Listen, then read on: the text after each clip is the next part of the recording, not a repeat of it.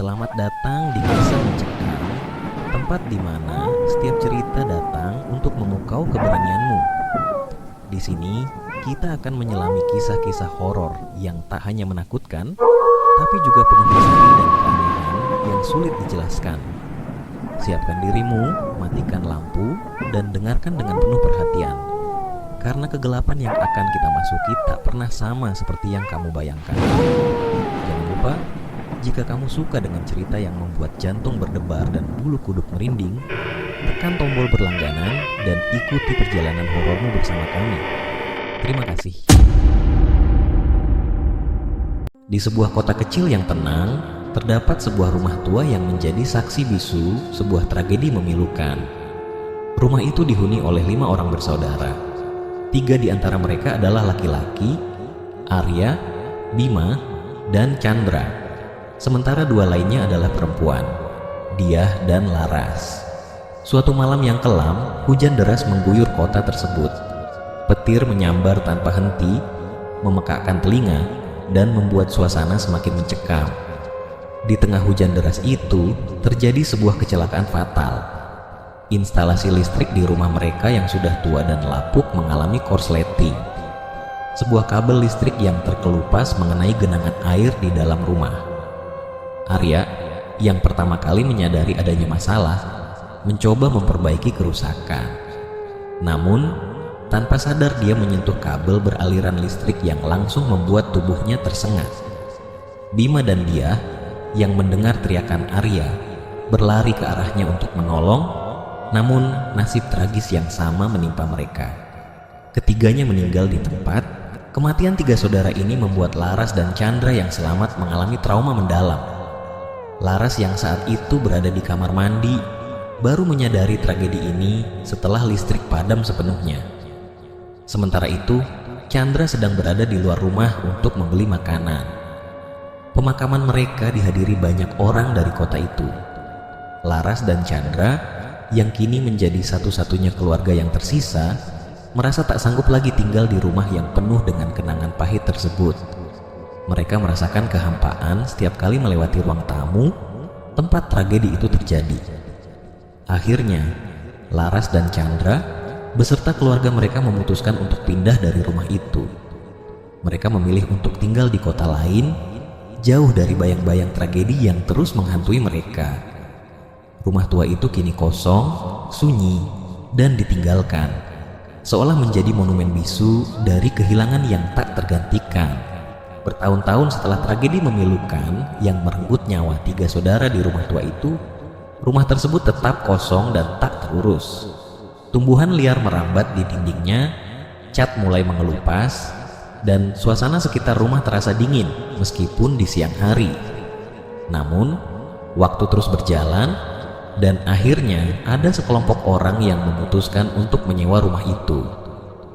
Mereka adalah keluarga Pak Andi, seorang pria parubaya bersama istrinya, Burina, dan putri mereka yang berusia 7 tahun, Amira. Pak Andi mendapatkan rumah itu dengan harga murah. Sang pemilik yang sudah lama tidak tinggal di sana tidak menceritakan kisah tragis yang pernah terjadi.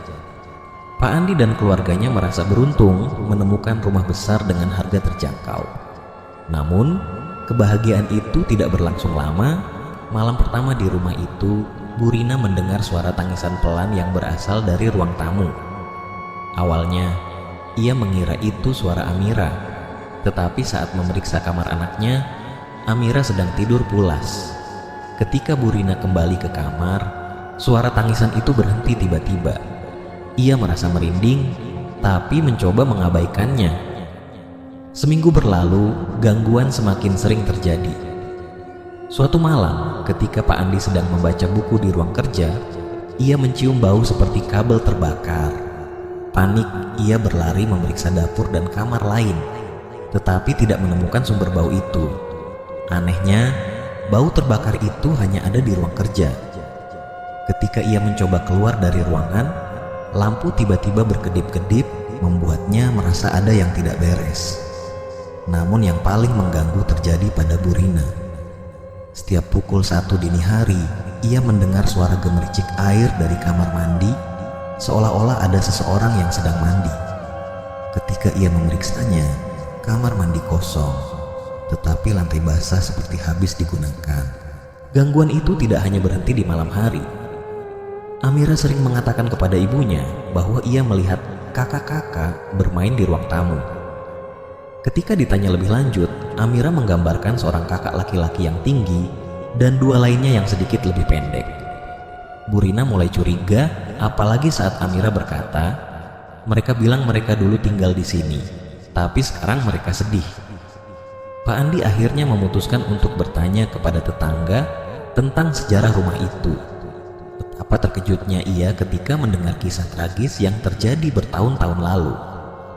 Tetangga bahkan bercerita bahwa sejak peristiwa itu, banyak orang yang mencoba tinggal di rumah itu, tetapi tidak ada yang bertahan lama karena gangguan-gangguan yang sama.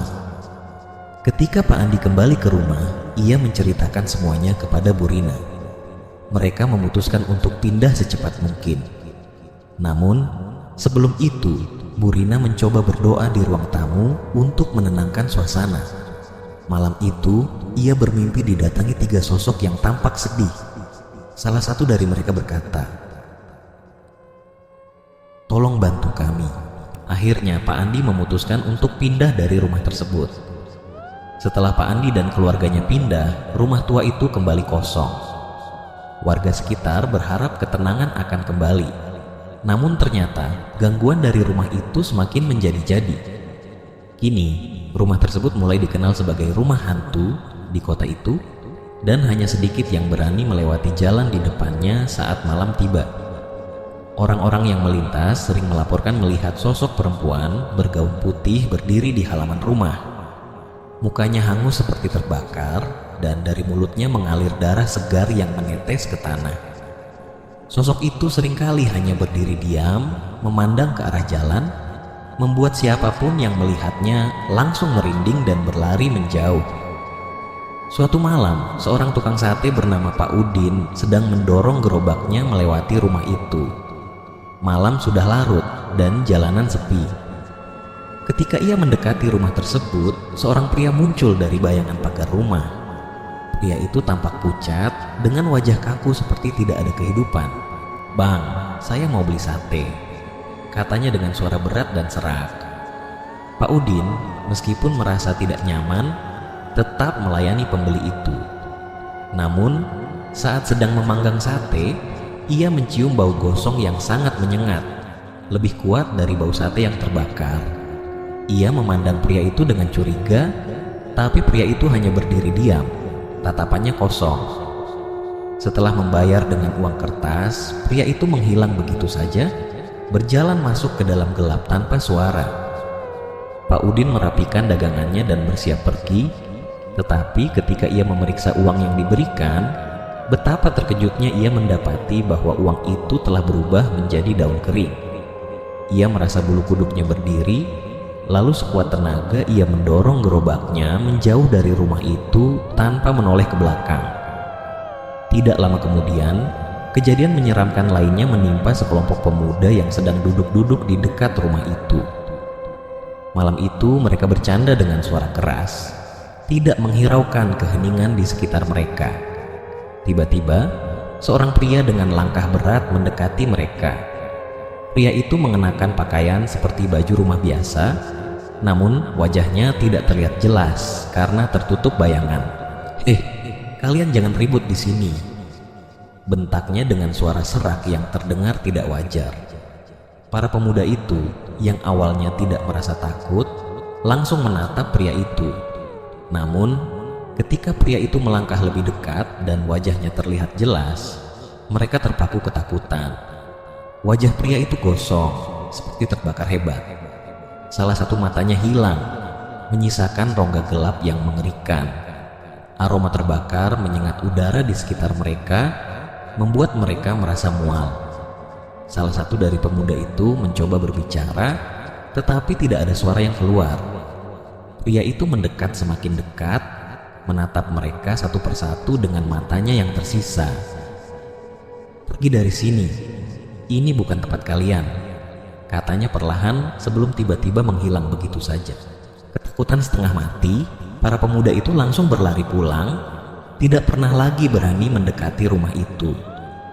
Kabar tentang pertemuan mereka dengan sosok misterius itu menyebar luas di kota. Kini, rumah tua itu menjadi simbol horor yang nyata bagi penduduk sekitar. Mereka percaya bahwa arwah-arwah yang terjebak di rumah itu tidak hanya menolak kedamaian, tetapi juga terus mencari orang-orang baru untuk ditakuti, seolah-olah ingin menunjukkan bahwa tragedi yang pernah terjadi di sana masih meninggalkan luka yang tak pernah sembuh. Rumah tua itu telah lama kosong, menjadi sarang cerita seram yang membuat penduduk sekitar menjauhinya. Namun, bagi segelintir orang dengan niat buruk, rumah itu adalah target mudah untuk dijarah. Pada suatu malam yang dingin, 3 orang pria, Doni, Reno, dan Jaka, memutuskan untuk memasuki rumah tersebut. Mereka berencana mengambil besi tua, kaca jendela, atau barang apapun yang bisa dijual. Saat mereka memanjat pagar berkarat dan masuk ke dalam rumah, suasana dingin langsung menyergap. Dinding-dinding yang berjamur dan lantai yang retak menambah kesan menyeramkan. Namun, ketiga pria itu tidak peduli. Dengan menggunakan senter kecil, mereka mulai mencari barang berharga.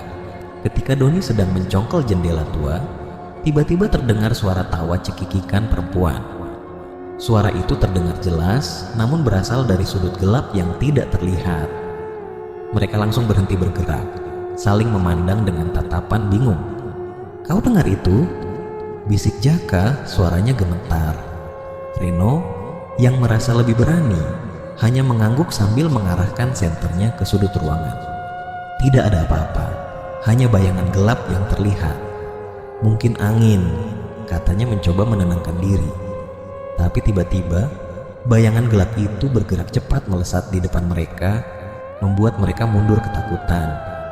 "Lupakan, kita selesaikan saja cepat," Doni berseru, mencoba menghilangkan rasa takut. Mereka kembali bekerja, memasukkan barang-barang curian ke dalam tas. Tapi saat mereka hampir selesai, sosok perempuan dengan wajah hangus, mulut berdarah, dan memakai gaun putih panjang tiba-tiba berdiri di depan mereka. Matanya menatap tajam ke arah mereka, sementara darah segar terus menetes dari mulutnya. Ketiganya menjerit ketakutan. Doni menjatuhkan tasnya, sementara Jaka dan Reno berusaha lari ke pintu belakang. Tapi ketika mereka hampir sampai, sosok lain muncul di hadapan mereka. Kali ini, seorang laki-laki dengan wajah terkelupas, sebagian besar kulitnya hangus, dan tulang tangannya terlihat menyeringai menyeramkan. Reno langsung pingsan di tempat, sementara Jaka dan Doni mencoba menyeret tubuhnya keluar. Namun, langkah mereka terhenti ketika sosok pria besar dengan wajah pucat tiba-tiba muncul di depan mereka. Awalnya, mereka mengira itu manusia, tetapi ketika melihat lebih dekat, mereka menyadari bahwa perut pria itu berlubang besar, dengan belatung menggeliat keluar dari dalamnya. Bau busuk yang menyengat memenuhi ruangan membuat mereka mual dan semakin panik. "Keluar dari sini," pria itu berbisik pelan, tapi suaranya bergema di seluruh ruangan. Doni dan Jaka akhirnya meninggalkan Reno yang pingsan dan berlari sekuat tenaga menuju pintu depan. Mereka berhasil keluar dari rumah itu, tetapi tidak sebelum mendengar tawa cekikikan perempuan itu lagi. Kali ini diikuti oleh jeritan mengerikan yang terdengar seperti Reno. Keesokan paginya, tubuh Reno ditemukan oleh penduduk setempat di halaman rumah, tergeletak tak bernyawa. Wajahnya membeku dalam ekspresi ketakutan dan tidak ada tanda-tanda luka fisik yang jelas. Sejak kejadian itu, rumah tua tersebut semakin dikenal sebagai tempat terkutuk. Tidak ada yang berani mendekat, bahkan di siang hari. Penduduk percaya bahwa roh-roh yang menghuni rumah itu tidak hanya terjebak, tetapi juga penuh dendam, menghukum siapapun yang berani mengganggu kedamaian mereka. Suatu malam, seorang pria bernama Pak Herman, seorang pekerja yang pulang larut malam, harus melewati jalan depan rumah tua itu karena jalur biasa sedang diperbaiki. Saat ia mendekati rumah itu, ia melihat sesuatu yang tergantung di pohon besar di halaman. Awalnya, ia mengira itu hanya kain yang tersangkut, Namun ketika ia melihat lebih dekat, ternyata itu adalah tubuh seorang perempuan dengan gaun putih compang-camping. Wajahnya penuh luka, lidahnya menjulur keluar, dan matanya menatap kosong ke arahnya. Pak Herman membeku di tempat, tidak mampu bergerak. Tiba-tiba, tubuh perempuan itu mulai bergerak perlahan, mengayun pelan, lalu membuka mulutnya dengan suara berderak seperti tulang yang patah. Ia berbicara dengan suara serak. "Kenapa kau menatapku? Kau ingin menggantikanku di sini?" Pak Herman langsung berlari sekuat tenaga tanpa menoleh, dan sejak malam itu, ia tidak pernah lagi berani mendekati rumah tersebut. Kisah lain diceritakan oleh dua remaja, Ardi dan Fahri, yang nekat lewat di depan rumah tua itu untuk uji nyali. Mereka menyalakan senter ke arah rumah untuk membuktikan bahwa cerita-cerita seram itu hanya omong kosong. Ketika cahaya senter menyapu salah satu jendela, mereka melihat wajah seorang pria yang menyeringai lebar. Wajahnya seperti terbakar, dengan kulit yang terkelupas.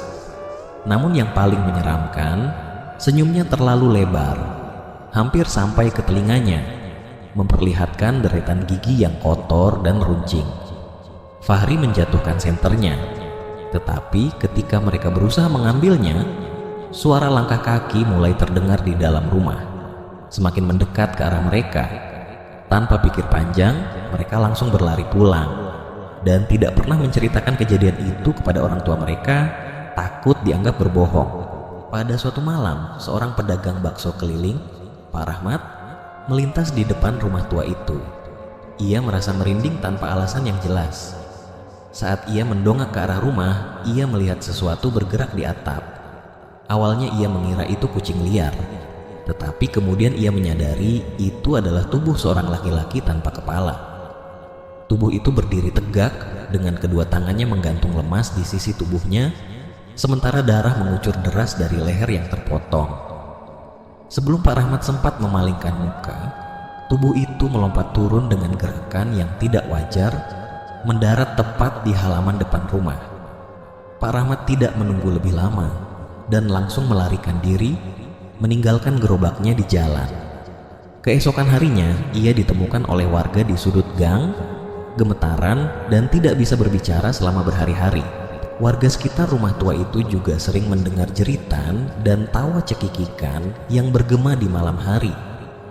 Suara itu terdengar seperti berasal dari dalam rumah, tetapi kadang terdengar juga dari halaman atau bahkan dari balik pagar. Yang paling menyeramkan, suara itu seringkali diiringi oleh suara langkah kaki yang terdengar mendekati orang-orang yang melintas, meskipun tidak ada siapa-siapa di sekitar mereka. Rumah tua itu kini bukan hanya menjadi legenda, tetapi juga simbol nyata dari ketakutan. Penduduk sekitar hanya bisa berharap suatu hari rumah itu dihancurkan, meskipun mereka juga tidak yakin apakah dengan menghancurkannya, teror dari rumah itu akan benar-benar berakhir. Itulah kisah-kisah menyeramkan yang menyelimuti rumah tua itu. Sebuah tempat yang tak hanya menyimpan tragedi memilukan, tetapi juga menjadi sumber teror bagi siapapun yang mendekatinya. Warga setempat telah memberikan julukan rumah gosong untuk rumah itu, karena hampir semua yang melintas sering mencium aroma gosong yang menyengat, seolah-olah api dari tragedi lampau masih membakar sesuatu di dalamnya. Julukan itu bukan hanya sekadar nama, melainkan peringatan bagi siapa saja untuk menjauh dari tempat itu, terutama saat malam tiba. Meski bertahun-tahun telah berlalu sejak peristiwa tragis yang merenggut nyawa 3 saudara di rumah tersebut, jejak mereka seolah tetap hadir di sana, menjelma menjadi sosok-sosok menyeramkan yang menjaga rumah itu dari gangguan manusia. Warga yang tinggal di dekat rumah gosong sering melaporkan kejadian aneh. Bau gosong seringkali datang bersamaan dengan suara-suara ganjil, seperti langkah kaki di atas lantai kayu tua atau suara pintu yang berderit meskipun rumah itu kosong. Bahkan hewan peliharaan mereka, anjing atau kucing, selalu menolak mendekati rumah itu, seringkali berdiri di depan pagar sambil menggeram atau mengeong ketakutan. Meskipun sudah lapuk dimakan waktu, rumah gosong tetap berdiri kokoh, seolah-olah tidak terpengaruh oleh usia maupun cuaca. Banyak yang percaya bahwa rumah itu dijaga oleh sesuatu yang tak terlihat, sesuatu yang berasal dari tragedi masa lalu. Beberapa tetua desa bahkan mengatakan bahwa rumah itu tidak akan bisa dihancurkan karena ada kekuatan yang membuatnya tetap utuh, menjadi monumen dari peristiwa kelam yang tak pernah benar-benar selesai.